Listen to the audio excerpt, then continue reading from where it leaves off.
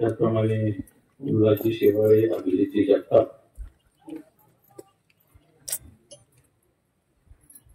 दीपकजी देशमुख, गणेशजी कामथे, महेशजी मोरे, सिद्धार्थजी कोल्हे, सूरजजी मेमाने, सुरेशजी मेमाने, सूरजजी मेमाने, उपस्थित या सर्व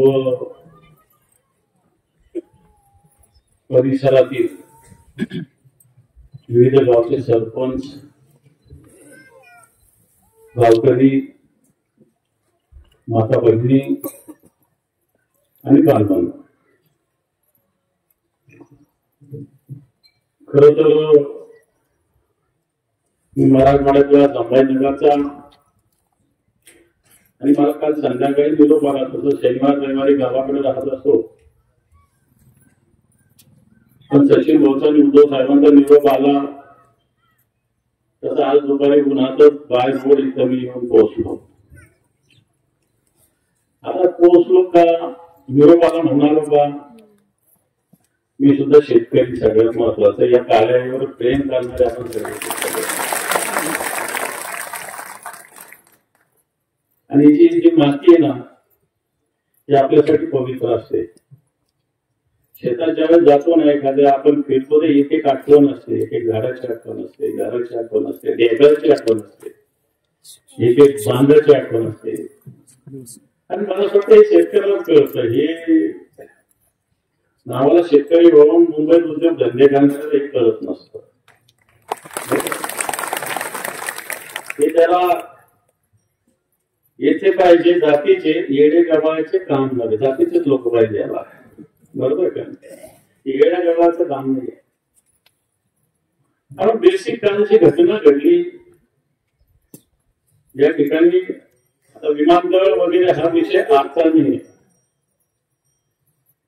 2016 ला नोटिफिकेशन काढलं होतं इथलं, आणि त्यावेळेस पासूनचा हा विषय चालू आहे. आता बऱ्याच जणांना वाटतं की इथं विमानतळ कशाला, चाकणला केलं जात होतं, मग चाकणचं रद्द झालं तर पुरंदरला आणलं.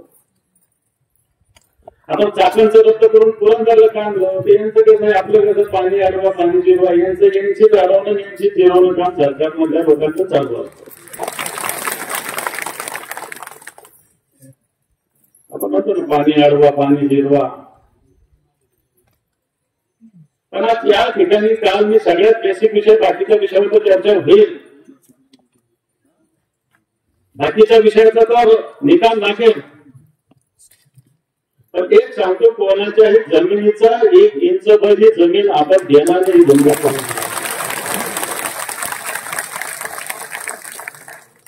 जमिनीचा मोबदला लाख द्या, कोटी द्या, 2 कोटी द्या. आपली माय कोटीत विकत नसतात, माईची किंमत वेगळी असते, लक्षात ठेवा. ही आपली आई आहे, आपली माय. जमिनीमध्ये नुसतं जमिनीचं तुकडाने प्लॉटिंग करणारे, धंदे करणारे तुम्ही लोक आहे. तुमच्या दृष्टीनं ती जमीन असेल, आमच्या दृष्टीने ही आई आहे, काळी आई, ही आमची माय आहे, लक्षात ठेवा. म्हणून ही भूमिका काढली तर मला असं वाटतं आपल्या 1 इंच जमिनीला कोणी धक्का लावू शकणार नाही. काल जी घटना घडली तिथं आपण आलो, अंजनाबाई पामटे, आता पोलीस भरती इथे घरातच गेल्या. अरे बाबा, मी गेले बाहेर भेटतो ना, तर मला गेले, मी घरी गेले का, मी घरी येऊन झोपले का, स्वतः झोपत नसते माझी आई, बरोबर का नाही? हे आईचं प्रेम असतं. बायको विचारणार नाही, पण आई बरोबर विचारत असते. काही भागमध्ये दुकानाला. म्हणून ज्याचं आईवर प्रेम आहे ना, ज्या आईला माझा मुलगा कुठे गेला, इकडे गेला, तिकडे गेला, फिरतो, आंदोलन गेला, त्याला काठी लागली, लाठी लागली, डोकं फुटलं, अशी ती संवेदना असते ना, ती आईला असते, माईला असते. आणि ज्यावेळेस आपले मुलं आणि आपली जमीन जी कसली मी वर्षानुवर्ष त्याच्यात घुसलेलं आहे, ती जमीन जर सरकार घेणार असेल तर कोणत्या आईला झोप येणार आहे?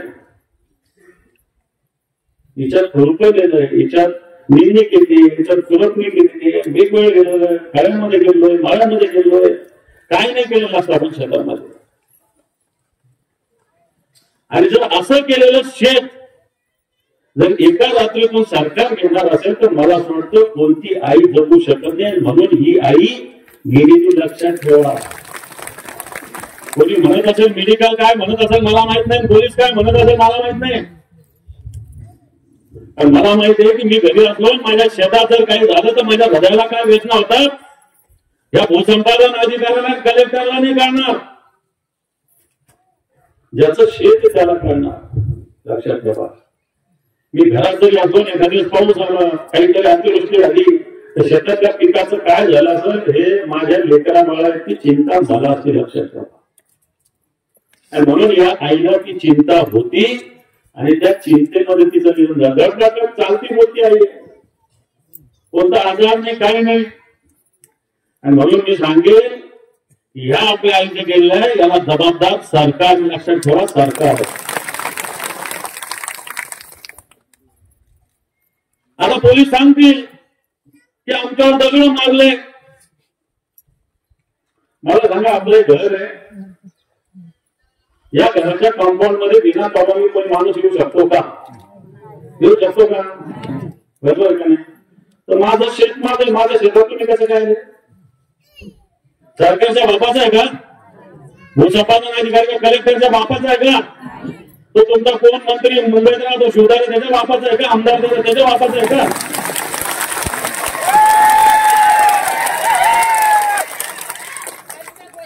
त्याच्या बापाचं काय? हे पहा मी आता अधिकाऱ्यांशी बोललो, त्यांना सांगितलं की तुम्ही भूसंपादन केलं का? हा गट हा शेतीचा गट आमच्याकडे भूसंपादन झालेला आहे. त्याचा मोबदला जाहीर केला का? आवाज जाहीर केला का? पेपरला जाहिरात आली का? सजेशन ऑपरेशन मागितलं का? मग तुम्ही आमच्या शेतात येता कसा? चूक आहे बरोबर आहे? येतं कसं तुम्ही? माझ्या शेतात काय लावलेलं आहे काय नाही त्याचं कसं आहे? लोक चालतात नाही चालतात, त्याला आजार होतो काय होतो मला माहिती आहे ना. इकडे आजार होत असतो, होतो का नाही होतो? मग असे अक्कल माणसं आल्यावर आजार होत असतो. बरोबर आहे का नाही? आणि म्हणून मला वाटतं माझं बेसिक ऑब्जेक्शन आहे की तुम्ही भूसंपादनच केलं नाही, तुम्ही कोणती नोटीसच दिली नाही, तर तुम्ही आमच्या शेतात येतात कशाला? आणि ते आमचं तुमचं काम आहे. भूसंपादन जाहीर करा, पेपरला अहवाल जाहीर करा, मग आम्ही बघू कायदेशीर काय लढाई लढायची. बरोबर. आणि तुम्ही लढा लढत असाल. आता एमआरए साहेबांनी मला सगळं सांगितलं, पण लढा लढत असताना मी तुम्हाला सांगेल कायदेशीर लढा लढा, भावनिक लढा लढू नका. इथं विमानतळाची एक वीट सुद्धा लागू शकणार नाही तुम्ही कायदेशीर लढा लढा. आणि काल जी घटना घडली आपल्यातल्या काय दोन आता हा मुलगा येतो याला विचार काय म्हणतो सचिन त्याला विचारलं तुला काय का मारलं का मारलं तिकडे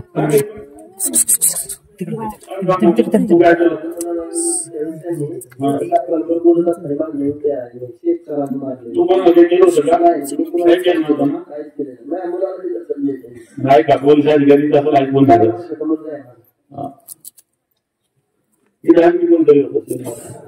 तुम्हाला काय माहिती सांगा.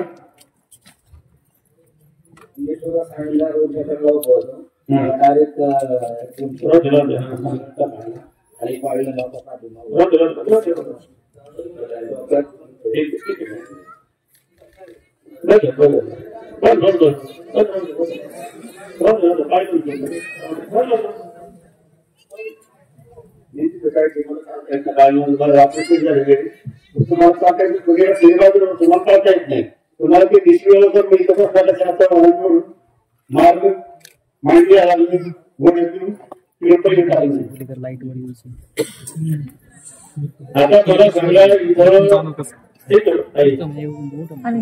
आता मला सांगितलं गेलेले लोक असतील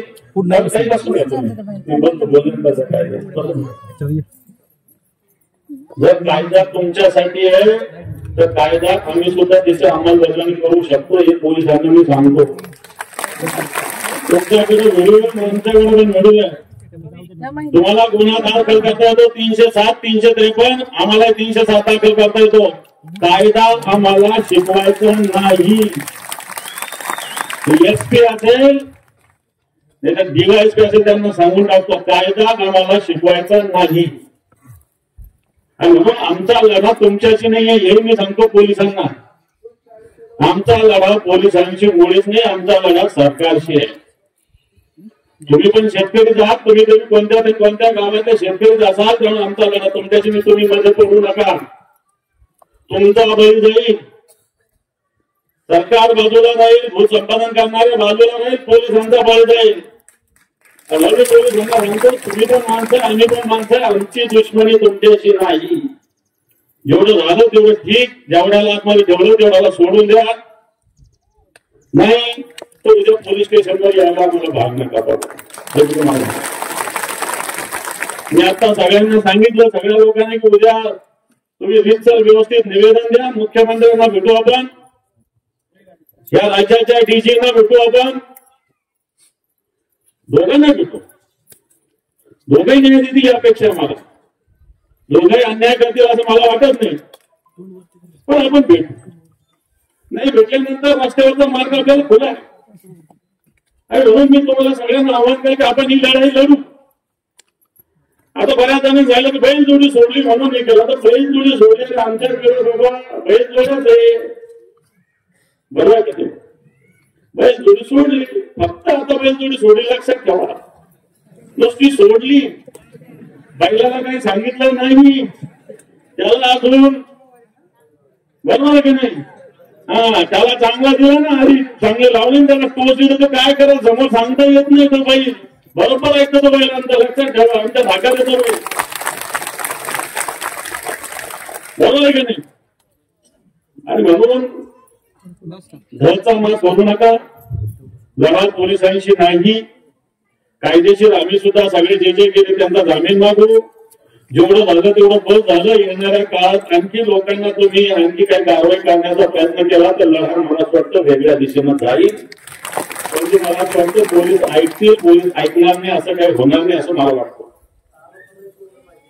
सोडतील. आता मी बेसिक याच्या टेक्निकल विषयावर येतो. याच्यात गाव आहेत 7: वनपुरी, उदाचीवाडी, एकतपूर, मुंजवाडी, कुंभारवळण, खानवाडी, पारगाव, बरोबर आहे का नाही? आता तुम्हाला माहिती असेल जमीन अधिग्रहणाच्या कायद्यामध्ये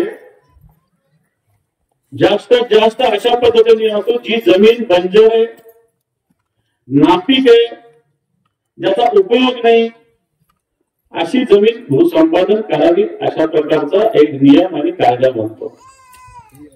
मी जर सहज आकडा घेतला, गाववाईज पण माझ्याकडे, पण तुम्ही टोटल आकडा घेतला 2673 हेक्टर जमीन ऍक्विजिशन करायची सरकारला.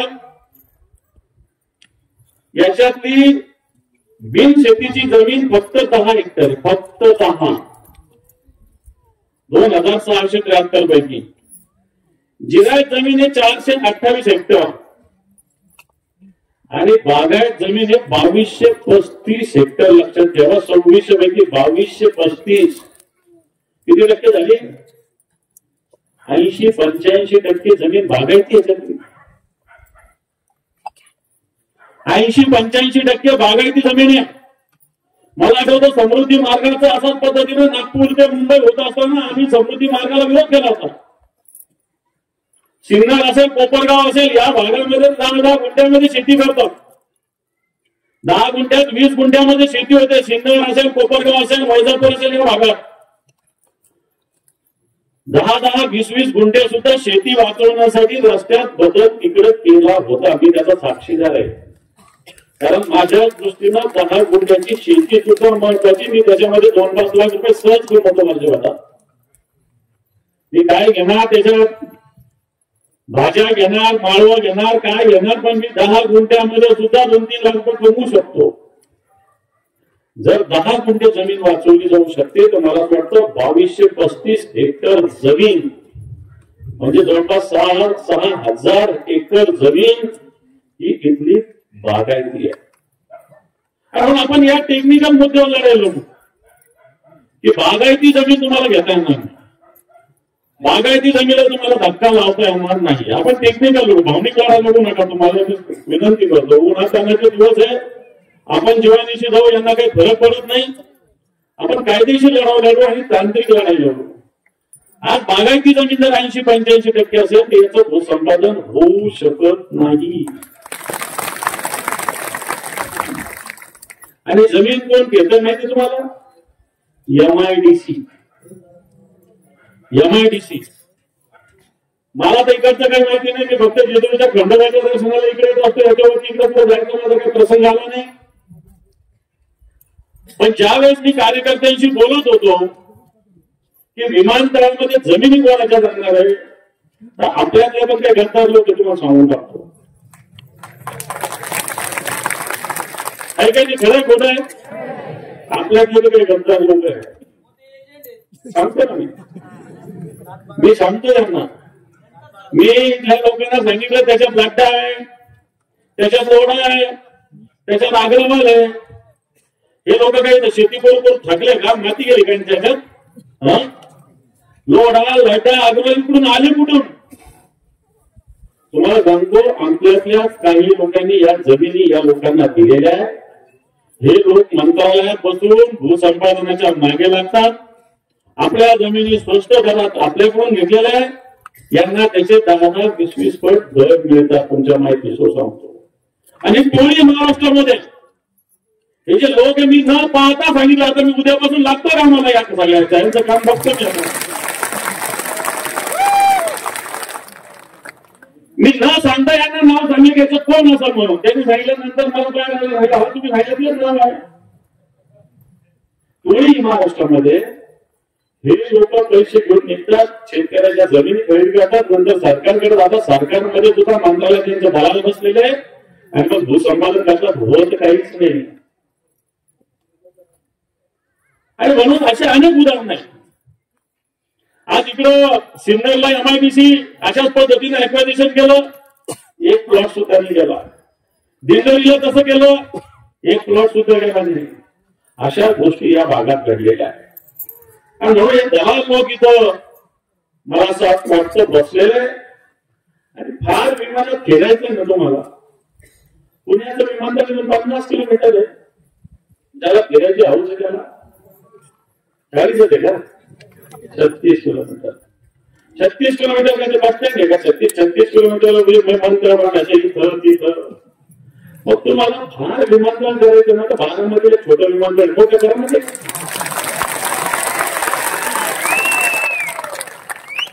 तू बरोबर आहे.